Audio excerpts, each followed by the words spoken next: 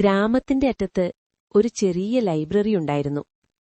വൈകുന്നേരങ്ങളിൽ അവിടെ കാറ്റിനൊപ്പം പുസ്തകങ്ങളുടെ ഗന്ധവും നിശബ്ദതയുടെ ശബ്ദവും മാത്രം. ആ ലൈബ്രറിയിലെ സ്ഥിരം മുഖമായിരുന്നു മേഘ.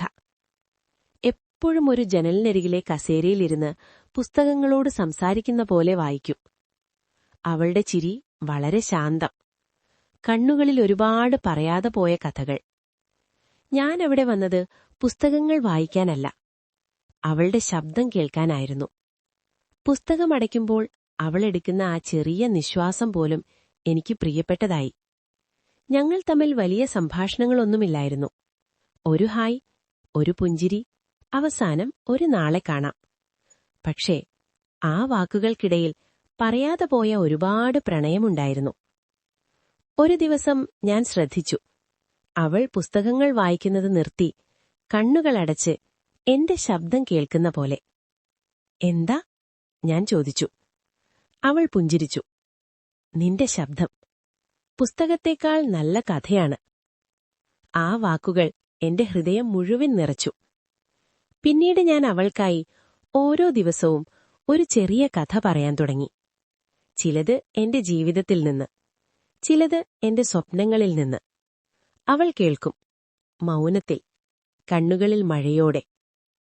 ഒരു ദിവസം അവൾ പറഞ്ഞു, നിനക്കറിയാമോ, നീ പറയുന്ന കഥകൾ എന്നെ ഒറ്റപ്പെടലിൽ നിന്ന് രക്ഷിക്കുന്നു. അന്ന് ഞാൻ മനസ്സിലാക്കി, പ്രണയമെന്നത് ഒരുമിച്ച് നടക്കുന്നതല്ല മാത്രം, ഒരാളുടെ ശബ്ദമായി മറ്റൊരാളുടെ ജീവിതത്തിൽ ഇരിക്കുന്നത് കൂടിയാണ്.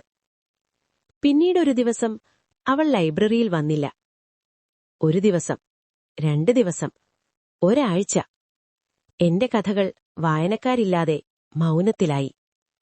അവസാനം ഒരു കത്ത്, അവളുടെ കൈയെഴുത്തിൽ. ഞാൻ പോകുകയാണ്, ദൂരെ. പക്ഷെ ഒരു കാര്യം ഉറപ്പ്, ഈ ലോകത്ത് എനിക്ക് സമാധാനം തരുന്ന ഒറ്റ ശബ്ദം നിനക്കാണ്. അന്ന് ഞാൻ കരഞ്ഞില്ല.